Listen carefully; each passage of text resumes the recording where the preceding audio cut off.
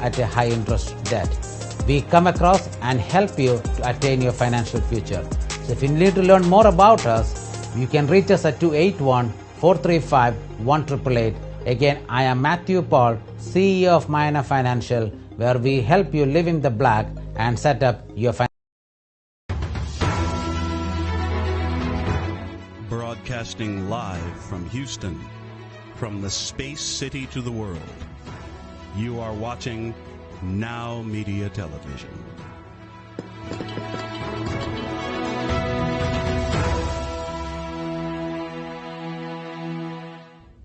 Welcome to Power CEOs, the truth behind the business. I'm Jen Gaudet, your fearless host, entrepreneur, investor, and business coach. And I am here today because I believe that iron sharpens iron. When we bring successful executive and entrepreneurs to the show and chat about what's working and maybe what isn't, as well as some of the habits of success, then we're able to really up-level everything that we do and get that positive momentum. What happens as a result is we elevate our businesses, and that ripple effect spills over into not only our businesses and our families, but our teams, their families, our communities, and the world. I am really excited to be here today because I have one of my original mentors with me on set, and she's really an excellent person to discuss all things entrepreneurship because Carrie Peters is a 17-year entrepreneur. She's founded or co-founded 6 companies and generated over $200 million in revenue. She's a complete rock star at what she does, and she actually trains coaches, health coaches and life coaches in one of her businesses.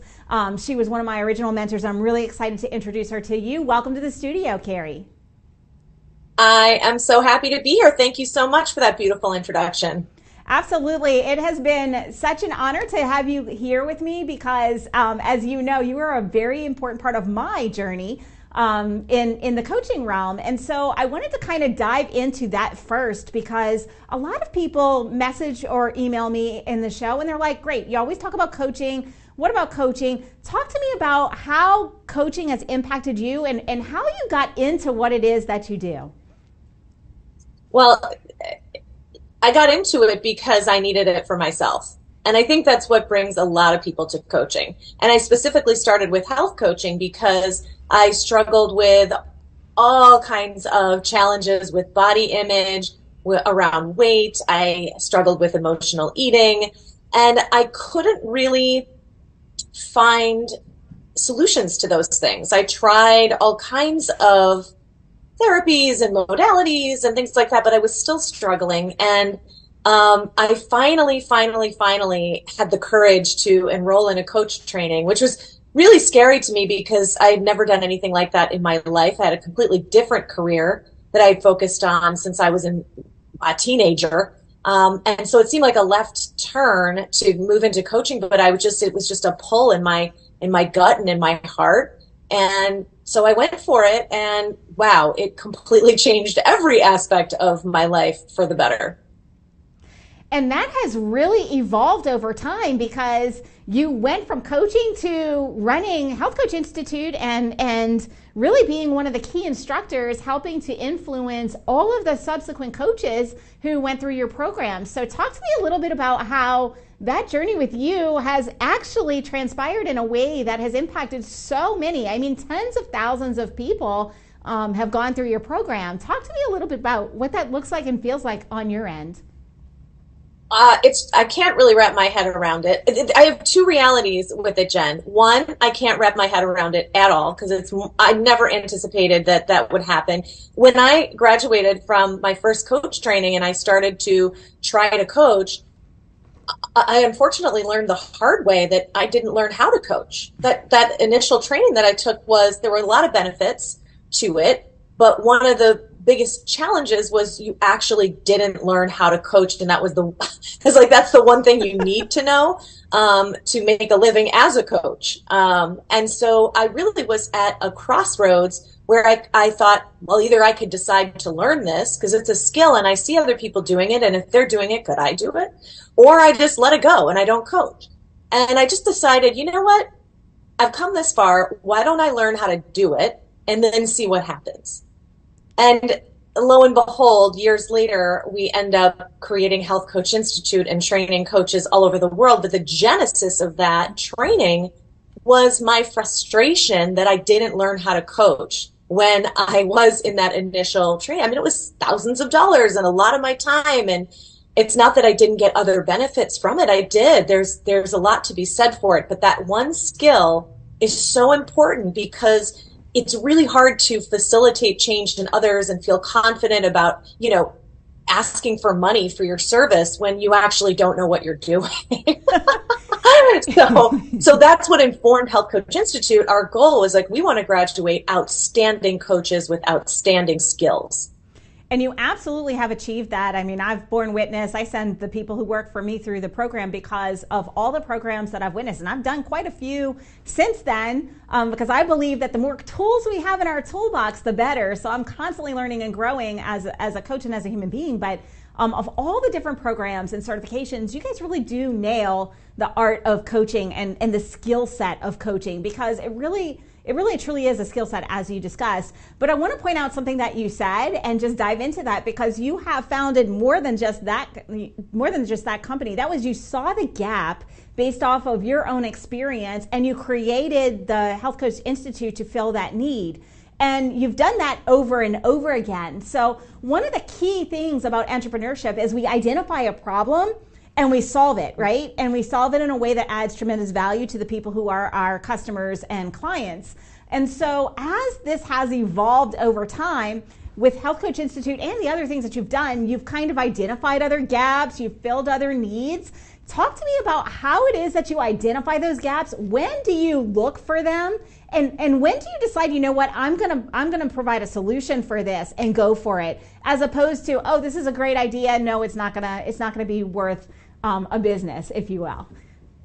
I love this question, Jen. Literally nobody has ever asked me that question. But I've thought about it. Why am I drawn to certain things? And when I look back over the course of the things that I've built, and when I think about the things that I still want to build, honestly, what fuels me is I get angry about something that I think should be better for the end user or the client or the customer or the student. I really think it comes from a love of the customer, the client, the student, going, they deserve something amazing. And I feel, if I'm feeling angry about something needing to be better or different, because I feel like we deserve better, that is generally going to result in a business idea for me. I love it. You're fueled by your client's success. One of the things that we talk about a lot, and I coach a lot of business owners as well, and one of the key things is how can we serve our clients better, and really putting ourselves in our clients and our customers' shoes and feeling their pain points. That empathy for their pain points is also what drives me when I'm developing other lines as well. So how is it, is there a point in the trajectory where you're like, this is not what I wanted it to be and I'm going to do it now? Is there a tipping point that happens for you, or is it just something that you happen to notice and you're like, it lights your fire immediately? If I think about the things I'm most passionate about, I've been noticing it for a while. And then eventually something pops in my head as a potential solution. I'm probably angry about it for a while before I get to, or an idea is given to me to say, hey, this is how it could be better. Or I start to think, what would I want? What's the thing that I think would be absolutely amazing that I would pay for? And then that's the trajectory of the idea forming. And so once you have the idea and you're like, okay, I'm going to do something about this because I'm angry or I've got that passion behind it, how do you drive it to implementation? Because let's be real, there's a whole lot of ideas out there, and ideas are cheap. It's the implementation and actually development and sale of the product that gets it to, proof of concept, and then we're able to take it to the business and take it to the next level. So talk to me a little bit about how you're able to maneuver from idea to, hey, this is a viable option, test case and roll out, because this is something that a lot of entrepreneurs really struggle with. They're filled with ideas, but the implementation process is kind of where a lot of people get stuck. So what does that look like on your end? And I know you coach many people on this as well, so you're an ideal person to discuss this. Well, it's tough because if you're an entrepreneur, you're a creative. And when you're a creative, you have, I'm an idea machine. My ideas are a mile a minute all day long. And the second I actually stop working, more flood in. So it can be very hard to, first of all, narrow it down to one. And then second of all, have this sort of discipline and focus to execute. Because there's going to be another idea that we feel like I don't want to abandon. Our ideas are like our babies. I don't want to abandon my baby. This is a good idea. It needs attention. But the reality is, at least I can only kind of do a few things at once. And so what I try to do is first, I think about, again, the customer. And it's usually a lot of my products and services are geared toward women. So I'm thinking about her, and she's me. So I'm thinking about us. And then I'm trying to assess the market. What is that? What else is out there? How many women are struggling with this particular issue? What is the potential of a business that's going to serve a particular need? If I feel like, hey, there is significant potential, then I try to find what is the simplest single thing I can test. Actually, before I even get to a testing stage, I usually like to interview people, ideal clients. Like if I'm wanting to serve someone, I want to talk to 10, 15, 20, 25 people, just see in their words, how do they feel about this particular situation? What is it that they want? What would they invest in? What are they already investing in? What are their sort of, I don't know, secret dreams that they don't tell anyone about, but they might tell me because of, like trained listening coach ears. But so I want to then get there in their words what they're looking for. And then I can start to formulate, okay, what kind of offer might these people that I talk to absolutely love? And how can I put it together in the simplest possible way and in such a way that I call it's a stupid close. Like, how can it just be so easy for somebody to say yes to that it's like they'd be stupid not to do it. You know what I mean? Not that I'm calling my customer stupid, but in their mind going, it'd be stupid for me not to do this because it's so easy to get in. And then once I'm like in with people and working with them, then of course I'm like ear to the ground. I want to hear the feedback. I want to see the comments. I want to have that feedback loop to see how can I continue to improve the thing that I've just created. And then I start to think about the larger picture of where can this ultimately go? What would the ideal business model look like?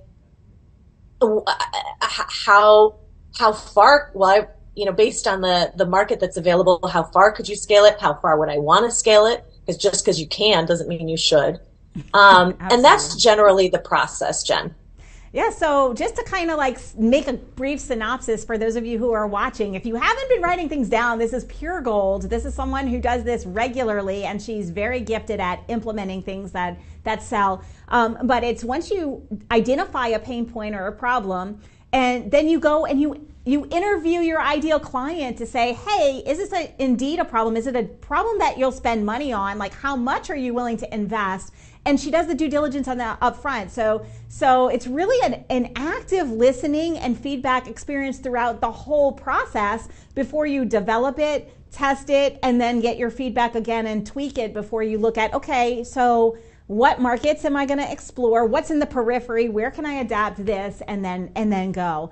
One other thing, Jen, I would add is that in addition to interviewing the end user, I do a lot of research in the market. I take people's trainings. I'm on their email lists. I try a product. I download the app and try the service. I read reviews. I will watch YouTube videos. I really try to get a sense of what else is out there and how can my offering be different. What is my offering going to add to the conversation around whatever topic it is that my business is addressing? And if I don't also feel like I don't have a very specific and compelling and valuable addition to the conversation, then I don't move an idea forward. Yeah, I think that's really Or I don't important. move it very far anyway. I might say, well, hey, it's okay for like a little thing, but it's not going to be a big endeavor. Yeah, and when you find those things, because I want to explore this too, because a lot of my business growth and in multiple areas has been through strategic partnerships and alliances with people that I identified a problem, then I did my due diligence and I said, oh, well, they're solving this. It just doesn't hit all of these things, but I don't think I'm enough of a differentiator in the marketplace, but I can give them the feedback and we can merge our customer list, right, or our client base. So I really like that you brought that up. And if you're watching this and you're thinking about launching a business, because we do have some of those people, and you have some ideas, the due diligence process is incredibly important. And I love that you actually go through and test what it is that you do. I share that same mentality as well. And so for somebody who's thinking about starting a business, they have not been an entrepreneur before, and they have an idea and they're going through due diligence, what are some of the things that they can look at or do that can kind of get that process started? Because I love to give action steps in the show that they can say, okay, great, this is the first thing that I need to do if I'm thinking about turning this idea into a business. Yeah, Jen, I'm curious to get your take on this actually, because in my mind, there's sort of two layers to this. There's one, your instinctual gut reaction, because if I am the customer, then I know what I want, and I know if I want it, I know millions of women want it. So in some ways, the first thing that I look for is, what's my gut response? What do I want? What would I buy? And then the second layer beyond my instinct or intuition is, then I go look at numbers and validation of numbers. How big is the market? What are the search terms? What's the search volume? Like, what are other companies doing? What's their, there's a company that I'm obsessed with building that I'm still in the research phase, but I'm looking at all the competitors and looking at their number of users, their yearly revenue, or as much data as I can get, their valuation, who are their investors, what are their key marketing messages, how do they deliver their service, what's the signature system, what's the pricing. So looking at all of the different components, how do they acquire customers? And again, some of this you have to dig and you have to kind of figure out on your own, because it's not necessarily like right out there for you on a platter, especially if it's a private company. But looking at some of those sort of more tangible numbers pieces, I think is important. But I'll be honest with you. My first go-to is my gut and intuition, because that's also an indication of something I'm going to be excited about. There are plenty of business opportunities that have great and exciting numbers and possibilities, but I don't care. So if I don't care about it, I'm not going to go through all the blood, sweat, and tears it's going to require. So I always start with that like gut feeling and what am I passionate about? And honestly, for me, sometimes all of the numbers work is just a justification for what I already know. Mm-hmm. Do you know what I mean? Yep, and sometimes the numbers work is like, hey, my hypothesis about what the business model could be or how it will work, maybe some of the numbers tell me that's not 100% true. Actually, you would need to adjust the model or adjust this particular piece. And so I can't say that my instinct is 100% right all the time about every single element of building the business. But I can say some people I think are more numbers first and more like focused on that piece. I just happen to be the other way around. But either way is fine. I think either way works. You just have to find what's your entry point and your style. Yeah, and I'll share with you. I for me personally, if I'm going to bootstrap a business from scratch, I have to care about it. So I kind of have a very similar process. I notice that there is something, and it's something that I want. Like I do some high-end retreats, for example, and traditionally for women, I do women retreats that are business oriented, but also it's business and life. So we learn a physical skill, and I always find it's something that I've never had an opportunity to do that I want that I can't find for myself, because I go to a lot of these things and I'm always disappointed. And so I want to have that next level wow factor. And so then I will take that just as an example, and then I'll do the numbers just like you said. But if I'm going to be doing it as an investor, it's a different perspective. And so I think it's key to say this, because if I'm going to buy something existing as an investor, I'm going to look at the addressable market. I'm going to look at what is the fragmentation of the market, what are the things that I can do to roll up to make this business stronger, and then I'm going to look at all of the numbers first. Because if I'm investing, I'm not investing because I care. I'm going to actually bootstrap this, build it up. I'm looking at it from the is my money going to be safe standpoint.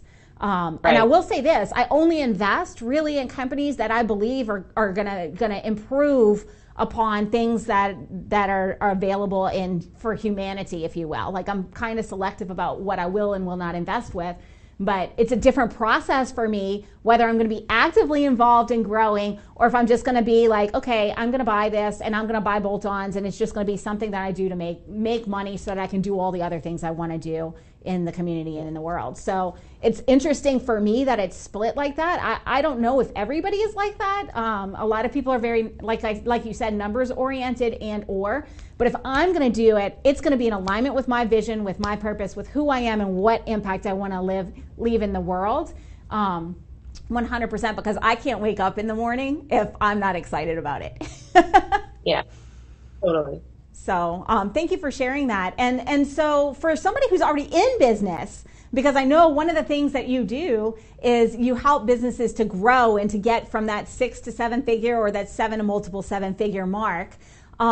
What is it that you find entrepreneurs are doing when they already have a business that has a measure of success and they're bumping up against that sort of like glass ceiling, if you will, and can't push through? Like, what would your advice be to those entrepreneurs who actually have success, they have a good profit margin, they're making money, they have a team, whatever, and they just can't get to the next level? Yeah, oh my gosh, that's a good question. First of all, I work with a handful of 7 and 8 figure business owners, and I only do it during like a single day, like a VIP strategy day, where someone will fly out and we're going to hammer out this very thing. And I use a framework that's kind of distilled down from my 17 years and the 6 companies and the $200 million in revenue. And I developed something called the 7 levers of scale, because I'm sure, Jen, you could do this too. You look at all your businesses, or you look at all the businesses you've invested in, and you see that you're only coming back to the same 7 categories over and over again, really, to find the hidden levers. I think about levers that you pull, and then your business is like a machine.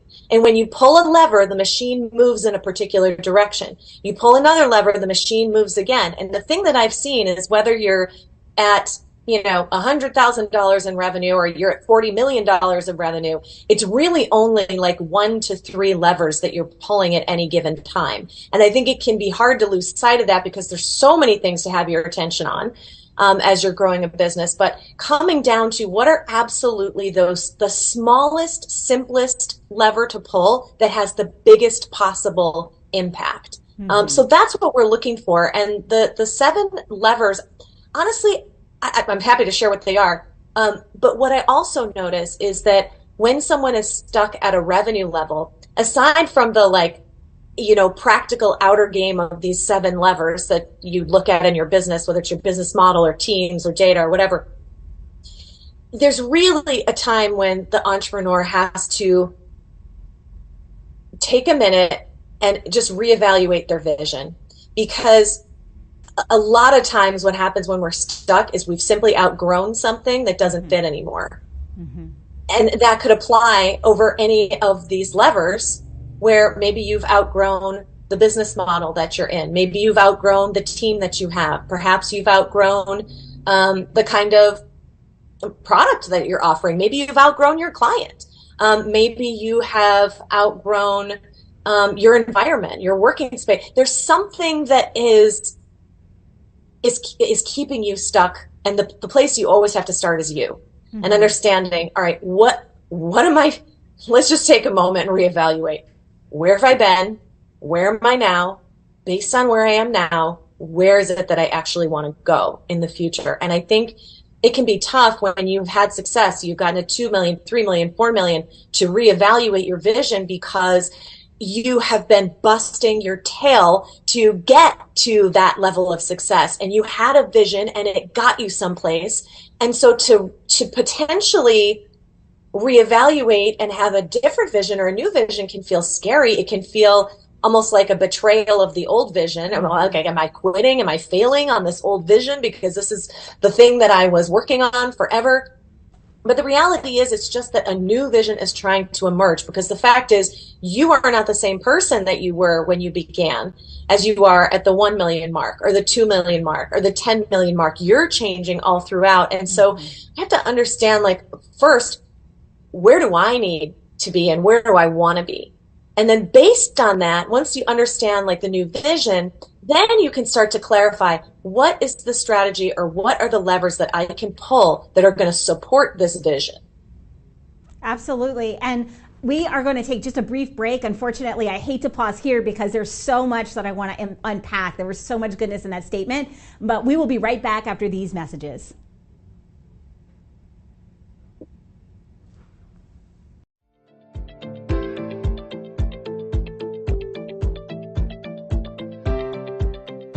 Stop and think. How often do you take the time to set goals? And when you set those goals, how often do you hit them? The problem is the word goal setting. We all have goals, but goals are just wishes. Goals are what we want. What we really need is called result setting. My name is Katrin Becker, and what I do is create tailor-made result plans that ensure people will hit their targets. If you are committed for real results, let's chat and see which program is right for you and your team. Goals are just what we want, but together, results are what we will achieve.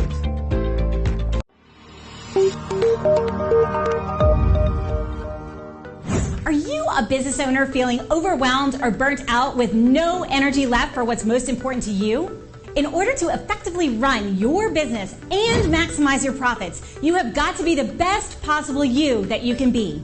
Now is the time to reclaim your energy, master your schedule, and maximize your profits so you can effectively run your business rather than it running you. It's time to become the CEO of your business and life. I'm Jen Gaudet, a business strategist and life coach. I work with overwhelmed business owners who feel stuck in a rut and depleted. I teach you how to stop doing the things that aren't making you money and start prioritizing the things that bring you energy, joy, and lasting impact. I'm a human performance specialist and an international best-selling author. I've helped countless people all over the world to learn the art of saying no, overcome their fear, and maximize their performance. Let's get you to live your best possible reality. Start today and become the CEO of your business and your life.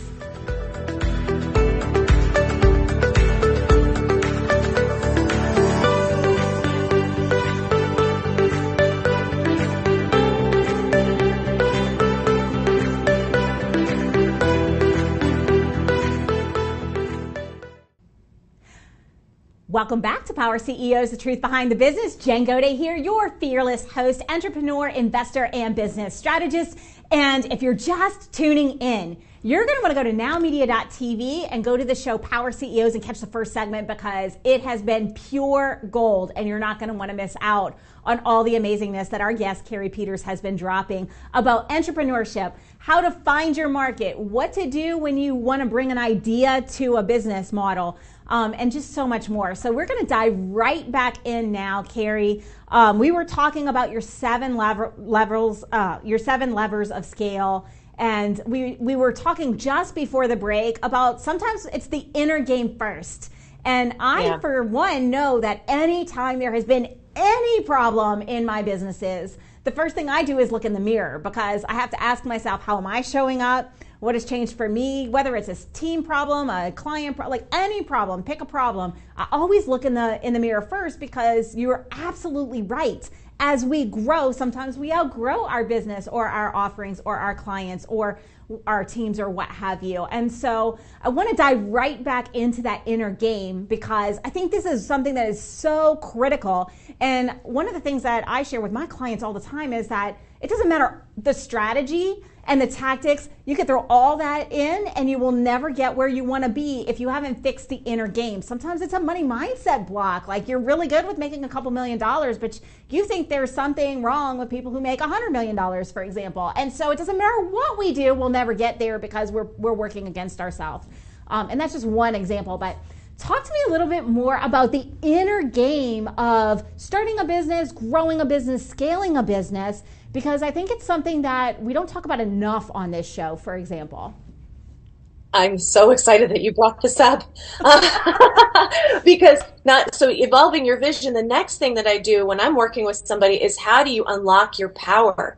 A lot of times they'll say when you're building a business to a new level is new level, new devil. I'm sure you've heard that phrase, but I actually want to suggest that's not really accurate. It's a new devil. When you're going to a new level, it's a new level. And you have new challenges and things that you have to learn, but it's the same devils that come up. And those same things are old patterns and old sort of wires, which is a collection of neurons that fire together in your brain that get triggered from stress overload.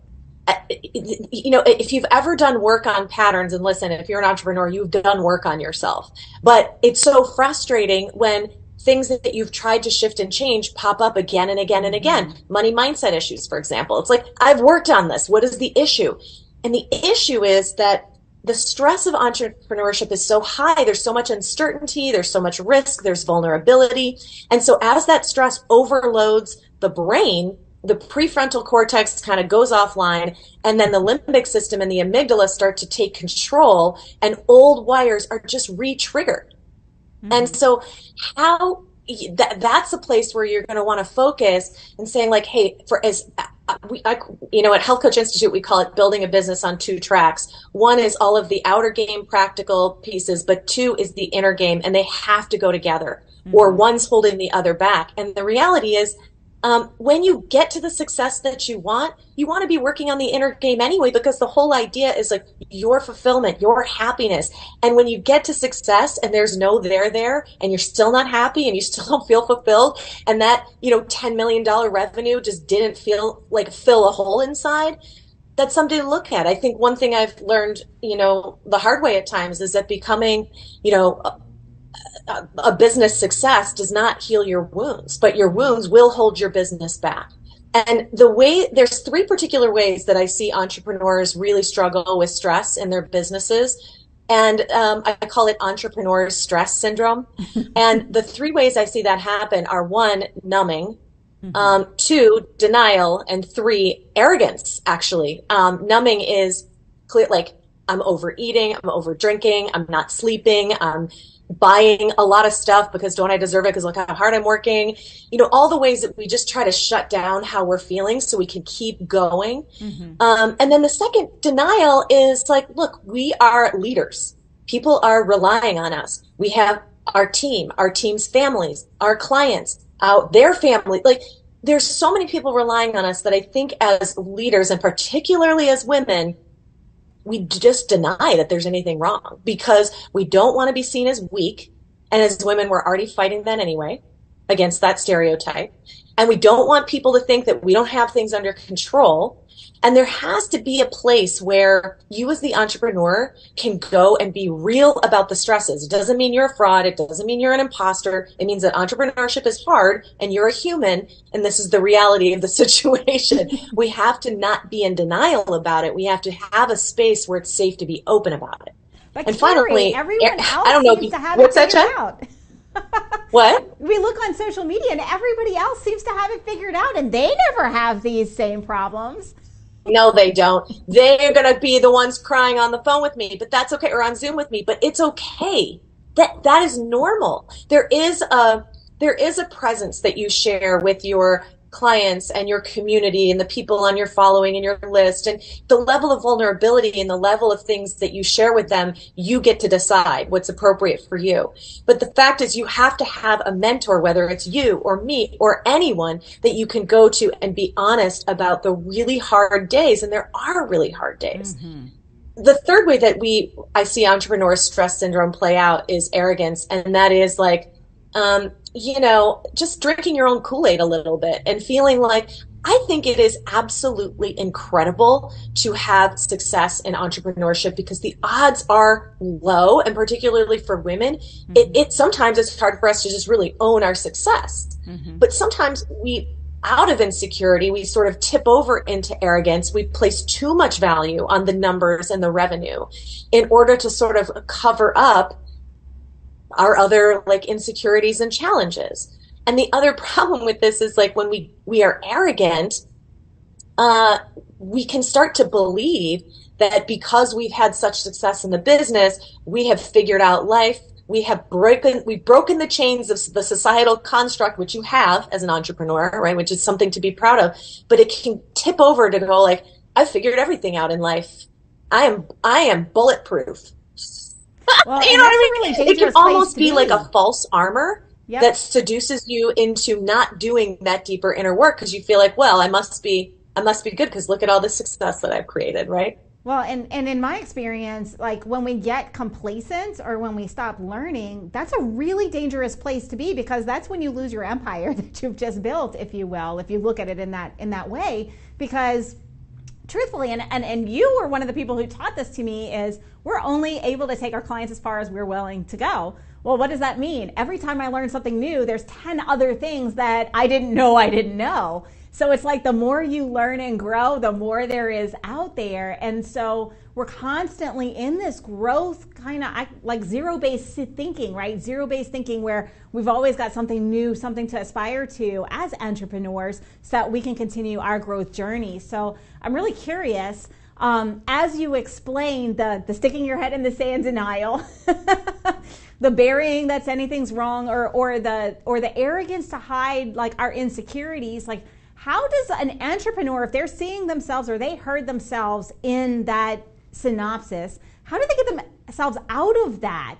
Like, what is their way to find that? If they maybe don't have a coach, I would suggest get a coach or a mentor. But like, if they're watching this now and like, ooh, that's me, I might be sticking my head in the sand. Like, what is your, like, you know what, today you can do this to start that positive momentum?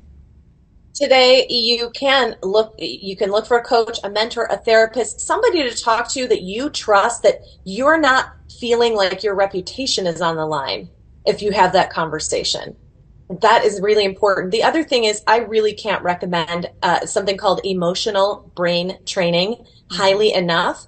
It is an incredible tool that was developed at the University of California School of Medicine by a health psychologist, PhD, Dr. Laurel Mellon. This is something I use with my clients, and it's an incredibly powerful way and simple way that's based on cutting edge research in neuroscience to move the brain from stress overload to a place of like joy and resourcefulness and empoweredness. Empoweredness is not a word, but you get what I'm saying. It's a way to create emotional resilience in the brain. And that is the thing that entrepreneurs need the most, is resilience, emotional resilience, because it's an up and down. It's a roller coaster. And we need something that we can do. It's emotional brain training is like, you can be working with a group, you can work with a single practitioner, or it's an app on your phone. And 10 times a day, I can run myself through these emotions and clear out stress and come back to a meeting or a client session or whatever and feel like, okay, I got this out. That's one of the most powerful ways I've seen to clear the brain around stress. Plus, it helps break any false associations that we might have. Like, I get my value from struggle. Like, if I feel like I'm only valuable if it's hard, that's gonna show up in our business. If I feel like I get my power from pushing, then I'm always going to have to push, right? So it's also a way to uncover some needs that our brain is trying to get met. They're just getting met in a way that's not productive or helpful anymore. And emotional brain training can rewire that. I really appreciate you bringing that up. And EBT is very important. If you're watching emotional brain training, look it up, figure it out, do some research on it. It is exceptionally powerful.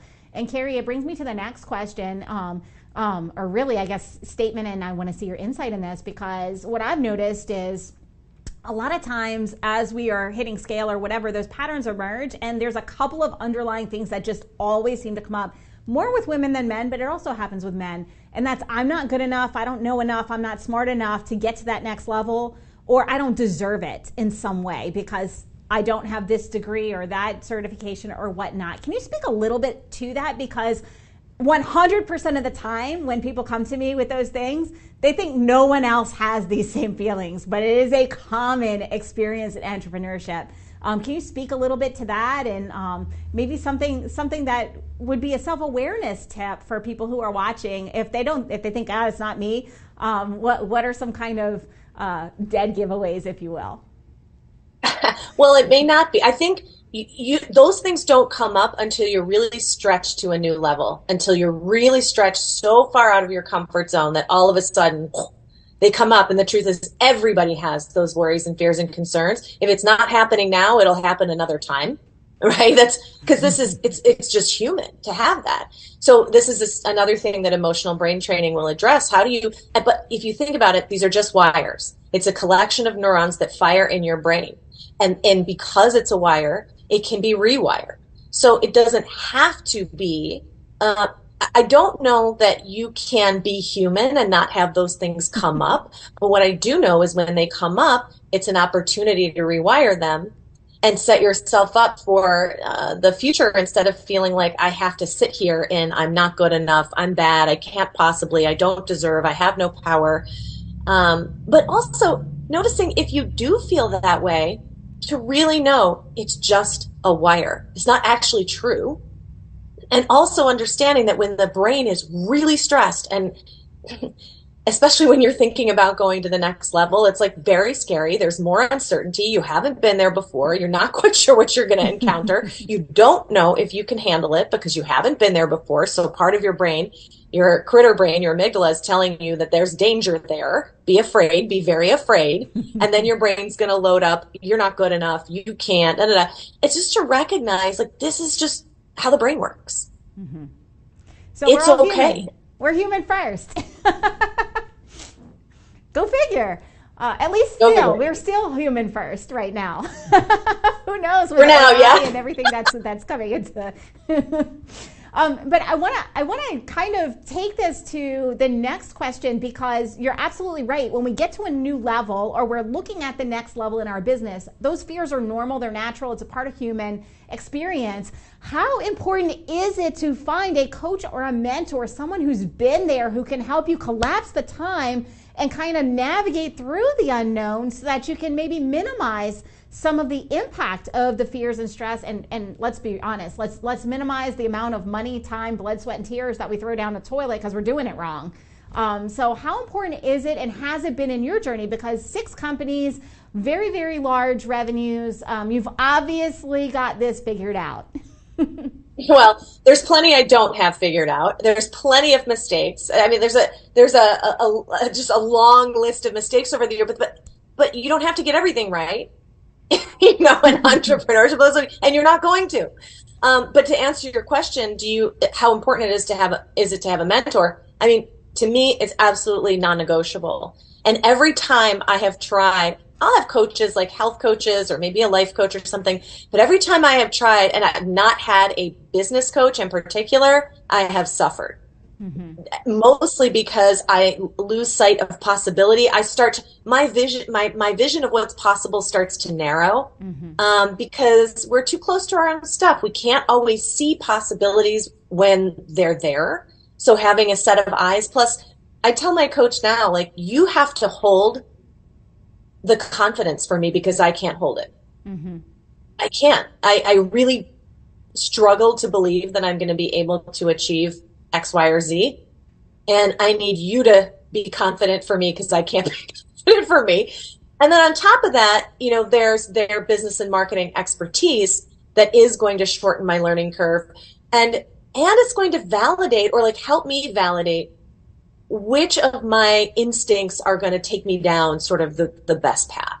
I personally think that mentorship and coaching, especially when building a business, is the most important line item on your expenses.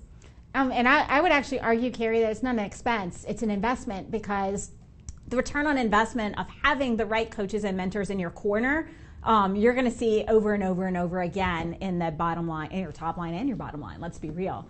And this is a conversation I have with a lot of people, because they do look at it as an expense, but in my mind, anytime I've had a coach or a mentor, and I have 7 right now in different areas and different businesses and investing. So, but every time that I invest in myself, I grow. And no amount of money has ever been something where I looked at it and went, wow, I wish I hadn't spent that. Because no, I've never said that. Mine. The other thing is I like to play a game with myself, because if I'm investing in coaching, then my game with myself is, how am I going to, at minimum, 10x this investment? Yep. And how fast can I do it? So there's something about the investment itself that galvanizes me into taking action that I wouldn't have taken beforehand. I would have been like, oh, maybe I don't need to do X, Y, Z. I guess I could sit back. But once I put the money on the table, now I'm like, okay, it's go time. I have got to make the magic happen. And then I do, and I end up having to stretch myself out of my comfort zone and do all the things that we have to do to get to the new outcomes and results that we want. Yeah, I really love that you brought that up, because we do that with every other thing that we do, right? When we look at it from a marketing standpoint, and we're going to go speak on a stage or maybe pay to be on a very large stage, then we have a revenue goal that we have to make to cover that and then some. So I think that looking at it from that perspective is absolutely amazing. I find that I share that with you. But I don't look at it as a 10x. I look at it as, how much time am I going to save? Like, I look at it as, how much faster can I do it? Because to me, and this may just be the stage in life that I am, it's, my time is very valuable and I don't want to waste it spinning wheels. So every time I put that money on the line, I want to know, am I going to get there faster? And I'm going to push myself. If it happens for other people in 3 years, I'm going to do it in 1. Because that's just who I am as a human being, and I'm hyper competitive. So I guess that's part of being an athlete for so long. But it's really interesting that you put it in that perspective. No one's actually ever shared that on here before. So if you're watching this show and you're like on the fence about getting a mentor or a coach in your business, do it. Carrie has just given you the recipe to make that return on investment. And so, Carrie, I know, unfortunately, we don't have endless time today, and I could honestly ask you several more questions. But I want to know a little bit more about if someone's listening to this and they're like, listen, I really like the idea of these levers, these 7 levers that you have. What are they? How can they get more information about that? Yeah, well, I have a free masterclass. It's called the 7 Levers of Scale Masterclass, 7 being the number.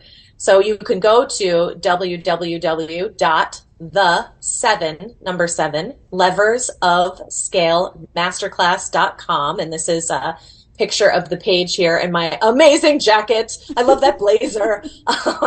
And this is where I share the 7 levers of scale. We go deeper into unlocking the inner pieces as well. But I'm happy to share the 7 levers with you if you'd like. Yeah, let's hear it.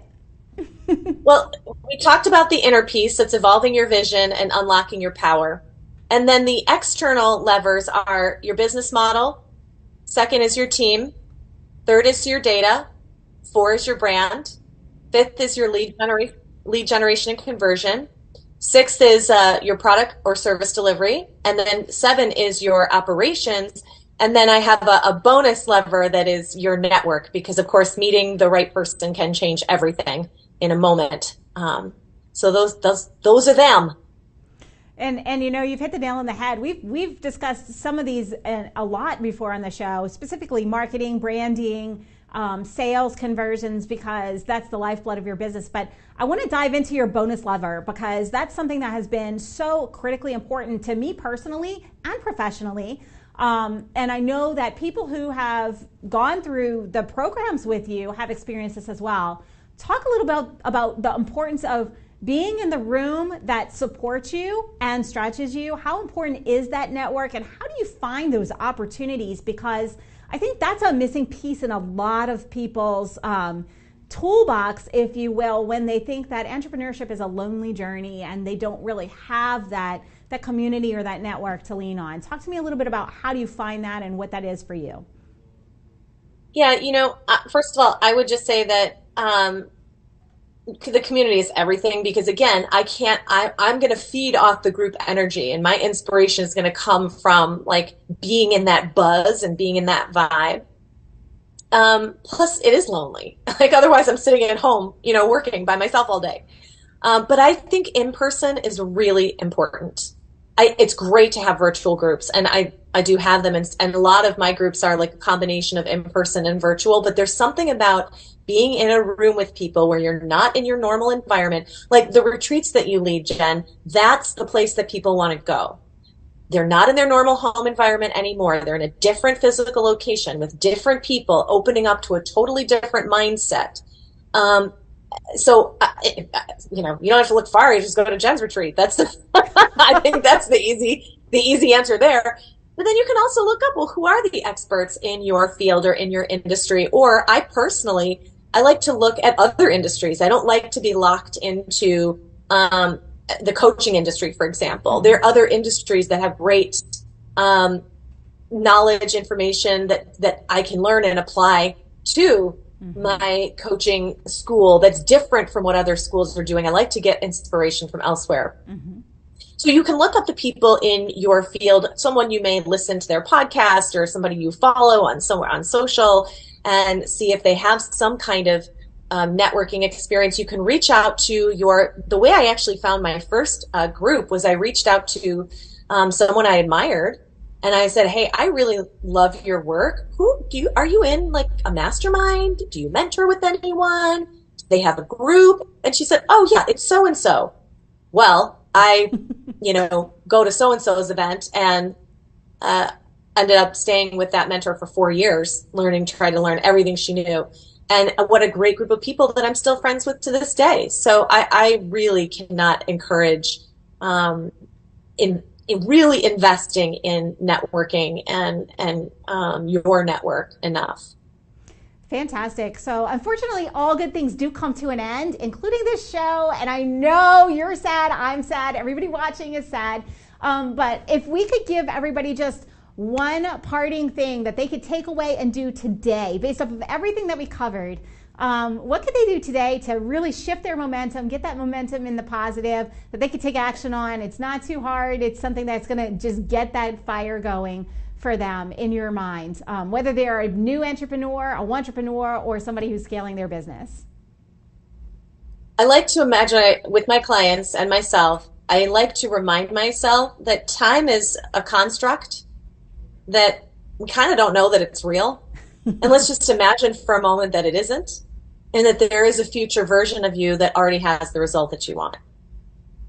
And just to allow yourself to imagine that and feel into it, you're going to feel your entire body relax, likely, because now we can relax into the feeling of having versus the feeling of struggling, right? And wanting, which has our body in like tension, which can be good at times, but honestly, being able to just relax for a minute and to go, there is a version of me where this is done. As a matter of fact, when I think about that for myself, it just kind of brings tears to my eyes in this moment of going like, yeah, this is not really woo. You know what I mean? It may sound so to some. Yep. And so future pacing and putting yourself in that version of you that's already achieved what it is that you wanted to achieve. I think that's absolutely fascinating, and it's a powerful tool. I use it myself. So if you're watching or you're listening, go ahead and put yourself in the version of you that's already achieved that next level of success, achieved what it is that you're hoping to look for, and relax and enjoy the success that you've had so that you can already know what it's like and get rid of some of the stress over, I can't do this, because you've already been there. So that's right. And then you can start to make decisions from that version of you. So if I know it's already happening, it's there. What decision am I going to make about that investment or that networking event or that marketing campaign or that, because all I'm doing now from this place is I'm just going to be intersecting with my future self, the decisions that I make, right? So it becomes a very different place from which to make the decisions of today.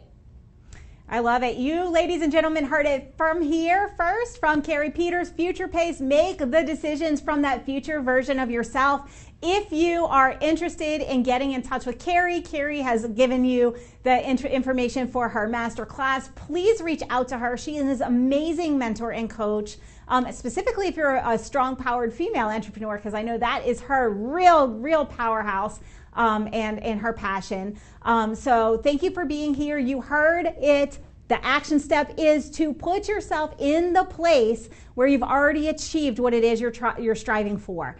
And then feel how good it feels to have already arrived and make decisions from that place. Don't do this tomorrow. Don't wait until next week. Do it today, right now, today. Because the knowledge that you've gotten from the past hour is only a very small part of the equation.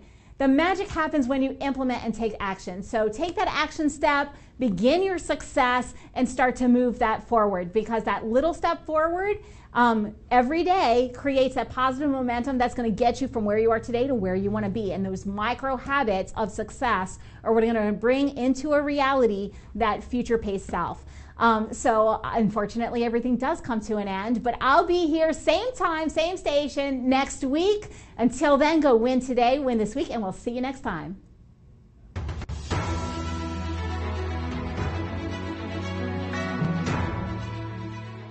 This has been a NowMedia Television feature presentation.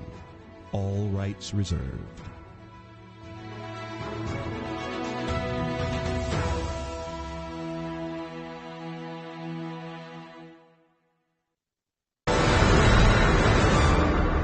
Soy Salvador García Soto y a partir de este lunes quiero comentarle que las noticias de la noche cambian de horario. De lunes a viernes a las 10 lo espero por el canal 10. Ya lo sabe, el mejor análisis, las historias, los personajes están aquí en las noticias de la noche del Heraldo Televisión. Las noticias donde deben de estar. Acompáñeme a las 10 por el 10.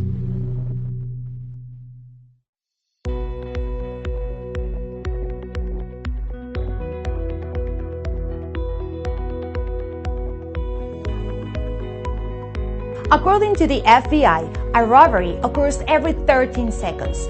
Homes and businesses without a reliable security system are 300% more likely to be burglarized. Alert 360 provides custom-tailored rock-solid security solutions to residential and commercial customers. Whether it's home security, fire and carbon monoxide detection, flood protection, connected senior care, managed video surveillance solutions, 24/7 alarm monitoring, and life safety, Alert 360 is your ideal solution. In addition, Alert 360 has smart home and business integrations like access control and video shield for a complete peace of mind, protecting what matters the most and reducing energy costs with our top-of-the-line automatic scheduling functions. Alert 360 offers security services discounts to military personnel, veterans, first responders, educators, and hospital personnel. Don't be a victim. Take a strong step today. Call Rosana Torres at 832-863-8574 for your free consultation.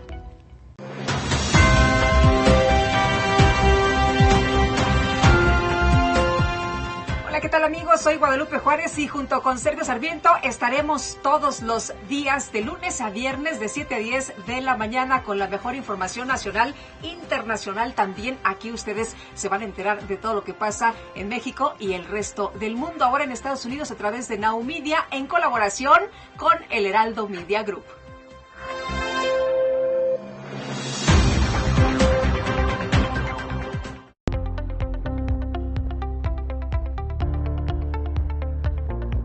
The tax and bookkeeping team is key to any successful business. At Gunderson's Bookkeeping, our passion is to help small business owners grow, be profitable, and to prosper. We specialize in supporting small to mid-sized business owners who want to hire a full-time or even a part-time bookkeeper but just do not have the funds. In addition, we free business owners from the tedious tasks of bookkeeping and help them focus on their business operations, their growth, and profitability. Gunderson's Bookkeeping is your business solutions partner offering a broad range of services to meet the needs of our clients. A profitable business needs accurate and reliable books, so take a strong step and call us today for your personal, no-risk consultation.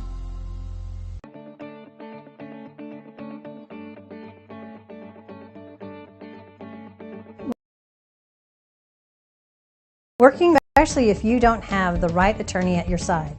Hi, my name is Sonia Aston, and I'm an attorney with over 30 years of experience. I've helped small and medium-sized businesses and business owners to make sure that their legal rights and interests are protected. As general counsel for you and your organization, I can draft and review solid contracts, minimize the risk of litigation, review and prepare comprehensive business succession plans, or help you navigate your company with the local, state, and federal government. Take a decisive step today. I'm here to make sure your legal rights are protected and you have a peace of mind that you deserve.